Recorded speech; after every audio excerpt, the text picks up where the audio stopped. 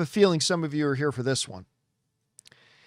Back in April at CinemaCon in Las Vegas, they dropped for us the first trailer to Avengers Doomsday, to which I very mistakenly said, I'm sure they're going to release this online within the next 24 to 48 hours. I'm sure of it.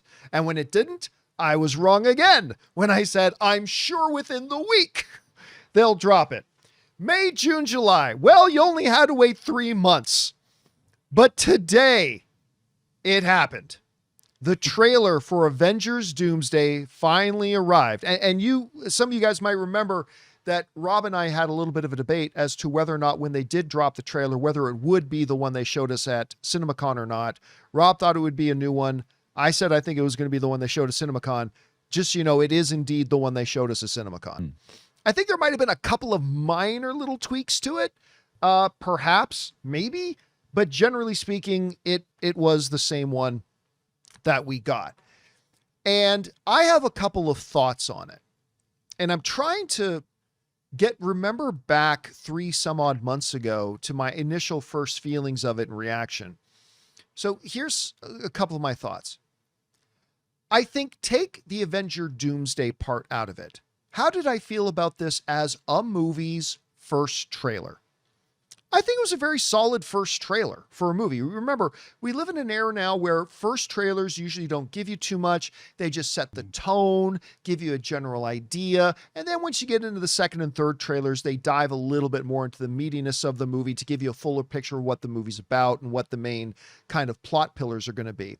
This one was just a taste. It's like, look, guys, they're all back and they're all here. Yeah. But you gotta have some needle drops. And this thing has a couple of needle drops. I think the thing that made me cream my pants the most was seeing Shang-Chi, who you guys know I love Shang-Chi, and frickin' Channing Tatum's Gambit actually fighting hand to hand on screen. I remember being in that auditorium with 5,000 other people, and like people lost their minds when you saw Shang-Chi and Gambit fighting. I thought that was great. Obviously, just seeing Magneto and Professor X is huge. Then, of course, one of the big ones, frickin' Thor coming down with Stormbreaker and Doom. Like when he came down with Stormbreaker on Thanos and nearly killed Thanos. With Doom, pinky finger. Pinky finger, stop. We're effed. That's the general message here. We are all completely and royally, without lube, screwed. And that's kind of the message there. But I think the biggest needle drop, at least in the auditorium I was in, when you hear Thor going, no, it's impossible. And you hear, hey, pal, camera cuts over. There's Captain America. There's Steve Rogers. And then, of course, and then Thor has to do the 2-factor authentication, right? Not just seeing is like, can you pull me on here? Yeah, I can pull me on here. Yeah, 2-factor authentication confirmed. Yep. It's him. I thought it was great. Let me tell you a couple things I really loved about it. He is not a robot. Yeah, he's not a robot. One of the things I loved about it was, one of my favorite Marvel movies is Thor Ragnarok. I thought it was a perfect balance of heavy, dark, and serious with fun, light stuff. I thought it was a great balance of that. Thor Love and Thunder lost their balance and they went way into the silly and all. Like, I'm sorry, you lost me at Bao, the god of dumplings. Like you lost me. This Thor is all business. Now, I'm sure we're going to get some jovial, lighter stuff from in the movie as well. But just right from this trailer alone, Thor is desperate all business. And I like that. Second thing I got to say I really liked, I was wondering about this. I liked Robert Downey Jr.'s Victor Von Doom accent. I did. Now, granted, it was 3 or 4 lines. We need a much bigger sample size before we're going to pass any kind of, authoritative judgment on it. Right. But I thought that was great. Obviously, because Steve Rogers, Magneto is my all-time favorite comic book character, but Steve Rogers is my favorite MCU character. So just seeing him back, to me, it just makes my heart happy and makes my heart smile. So there's a lot of stuff in here that I like. Do I think it is the single greatest trailer Marvel ever put out? No, I don't. But I thought it was a very good trailer. And I think it's a perfectly good trailer for a first trailer. And I think this is going to move the needle a lot. Now, Christian, you and I were talking before the show started today. I'm going to be really interested to see what the view numbers on this trailer are going to be 2 days from now. Mm-hmm. And because you remember Spider-Man Brand New Day came out and just tripled the existing trailer view number record. So it's going to be interesting to see what this does here. And then we're going to talk about how this trailer directly then fed into the ticket sales. We'll talk about ticket sales on the next topic here. But anyway, Christian, you had a chance. I'm sure you heard a description of the trailer from everybody you know that was at CinemaCon, but you had a chance to see this trailer. What did you take away from it? The good and the bad. I stayed away from the trailer descriptions from everybody. I didn't. Good idea. I didn't want to hear about it. I didn't want anything. I wanted to see because I feel like the numbers are going to be pretty damn big because let's not forget, people watched a X hour long stream of chairs. Oh, It was fantastic. It was the best chairs I've ever seen. Right. Chairs. And it did record numbers, and people are waiting to see what this movie did. And I agree. Was it the best trailer ever, as you said, John, for a Marvel movie? No, but what it was, the intent of what it needed to do was to get people outside of this space interested in Marvel again. And the way you do that is you bring back some of the old faithful. Now you can easily run into nostalgia bait and all these things. And people are already saying, oh, this is nostalgia bait. You haven't seen the movie yet. You don't know that yet. Very well might be true, but you don't know that yet. And what they did well, as you said, I hate Love and Thunder. Hate that movie. Think that it is the worst Marvel movie. Maybe it's one of the worst, bottom tiers. This got away from that Saturday Night Live Thor, and it went back into, this is the guy we know, and he goes for the head this time against Doom, but it doesn't do anything. And I also think that that's the beginning. I think that's the inciting type of thing, similar to what he did with Thanos, where he fought Thanos first and, we're in some shit here.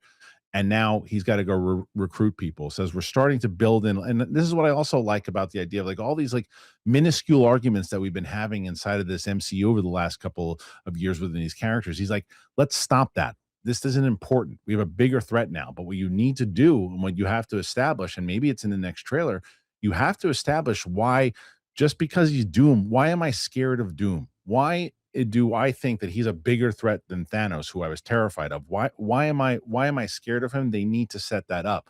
But they set up enough imagery and enough in here to make you go, okay, this feels like the Marvel that I used to know, that I'm excited about, that I want to check out if they can do it. So I'm pumped for it. I think that this movie has an opportunity to be one of the biggest movies box office of all time, if it is indeed great. If it isn't, then it might not be. But if it is great and people have that repeat viewing and continue to go back to lead us into Secret Wars, Marvel could be on a string here again that they haven't been on in quite a while. One of the things that one of our audience members wrote in as you were talking there, Christian, said, wait a minute, I don't get it. I thought maybe this wasn't real because Steve looks way different. Again, I'll bring this image up. Oh, that's the wrong one. I'll bring up the other one there. Steve looks way different here than he did in that first little teaser they put out months ago with the 4 mini teasers, and Steve's holding the baby and he still had kind of more blonder hair. He was clean shaven. I don't think you need to be a rocket scientist or know what happens in the movie to understand that. Just, is that Steve having the baby is years before the events of Doomsday. So that's in his flashback. That's years earlier. By the time we get to this movie now and the events of this movie start kicking off, it's now a few years later. His hair's grown back out. He's got the beard again. So all that is there. I'll tell you what, though. I think for me, the reason they put this shot in, because you just brought up the scenario, Christian, you said, why do I need to think Doom is a bigger threat than Thanos? And I think the very fact that, when we saw Thanos and Thor came down with Stormbreaker, he cleaved it into his chest and nearly killed him there. Right. And then at Endgame, he does use Stormbreaker to kill him by taking off his head. Whereas now we've got Dr. Doom just holding up a couple of fingers and stopping that. I mean, so I think that's there was a very purposeful decision to use this shot in there. Now, I agree with you, though. I think in further trailers, they're going to have to go a little bit more into that. I completely agree with you. I think in further trailers, they need to do that. And I think in future trailers, they will. You know what's interesting, though, Christian? Here's the thing. Somebody brought up to me last week, say, hey, do you think they'll drop the trailer the day the tickets go on sale? Wouldn't that make sense? And I said, no, I don't think so. I think they're probably going to wait for Hall H at Comic-Con this coming Saturday. I said, if there's going to be any other day, it would make sense that it's Monday when they put the tickets on sale. That makes sense. But I still think it's going to be that. Are you surprised with Hall H at Comic-Con just a few days away now that they actually chose to drop this here? And by dropping it here, does that give you any thoughts about what they could be dropping at Comic-Con? What do you think? Yeah, definitely. As far as I'm not surprised by it, but I definitely think that it's going to change up what they show. No, because I don't think that Comic-Con in general for the mass audience is really a big thing that they're concerned with. They want to get the word out there. They're putting it. It makes sense. Hey, we're putting things on sale. Why do you want to buy this? Well, here you go. This is why you want to buy this. And they put that out and they get everybody excited. They think they're going to have more to show exclusively, which they don't really do much at Hall H anymore. So they'll show some more exclusive stuff now that people are actually excited about it, because nobody really knew, like, what is it, except for people who went to CinemaCon. What is it? Why do I care? Or sure, Downey's back, but what is this? And now people kind of know, and people are getting hyped up. And as the tickets are buying it, now those people who are going to Comic-Con, they're like, oh, did you see that trailer? I really want to see what else they show now. And they show that, and they show a little bit more. I don't think we're going to get another extended trailer yet. I don't think we need it necessarily, but maybe we do. I don't know. But I think that what they're going to do, they're going to announce the Black Panther 3 for sure. And I mean, we know that we have, I mean, not announce it. We know that's coming out, but to do, they're going to show more of it. They're going to have more with the cast. They're going to have more of those things. And they're going to announce that it's the first, I think it's going to be the first movie after Secret Wars. I think they're going to be able to be confident enough in saying that. The X-Men thing is what confuses me, because if we all think Sadie Sink is Jean Grey, and we're going to see that in Brand New Day. If we all think that is the case when they're kind of leading up in the trailers, it would be kind of a letdown if they announced her a week before the movie comes out, or they say, okay, well, she's going to be Jean Grey. Go see the movie next week. Well, that you're holding the surprise for so long. And then if they don't announce, surprise, is there anybody on the planet right now that doesn't know she's Jean Grey? I think outside of our circle, John, I don't think there's a ton of people who don't. Mm-hmm. I think there's a ton of people who don't, who have no idea. But then I would say those people aren't going to be looking up announcements coming out of Comic-Con. I agree with you. I agree with you. That's why I don't think that they're going to make major announcements as far as X-Men goes. When who the new X-Men are, all that stuff. If they do a big X-Men announcement, if they decide to do that with the cast, I think it's possible that they're going to do it at D23 in August, because the movie will already come out. They already have, Sadie Sink announced. But I think Avengers stuff, Avengers footage, a big Avengers panel or something too, because it's going to be coming out, at the end of the year. I think that's really where the focus is going to be on. They're going to show some scenes and other things. But as far as what we're going to get, as if you don't go, I think you're just going to get. I think we'll get it. Have they started shooting Black Panther 3 yet? I don't think so. No. Right. So, I mean, what's the other teasers and other things that we could get? I mean, I don't really know. They're going to do. I mean, they'll probably do something for Brand New Day the week before it comes out. They'll probably do something. There might even be a screening for it or something at Comic-Con. Oh, I wouldn't be surprised by that at all. But here's my hot take. Okay. Yeah.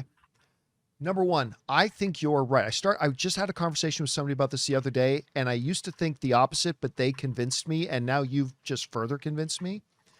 I agree that I don't think they're going to do much X-Men talk at Comic-Con, because they want most eyes on Spider-Man Brand New Day. So you've got, they're starting the big marketing push for Doomsday, and Spider-Man Brand New Day, big home stretch for that.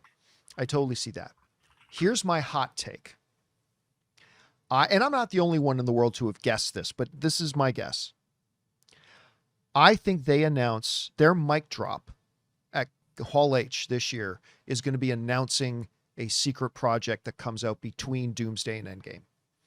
Now, whether that is indeed you mean Secret Wars? Sorry, Secret Wars. Yeah. Secret Wars and Doomsday. I'm going to do that a lot, by the way. Well, yeah, well, it's getting re-released in September, so that's probably Yeah, so there's that. Yeah. What's the name of the? What does they say, Jonathan? Was the name of the re-release? It's Endgame Revisited Encore. Encore. Endgame Yeah. Encore. Because That's they're going right. to put a post-credit. They're going to put a post-credit scene at the end. Yeah, that ties into it, but Yeah. I don't think it's going to be ultimately important for us to see.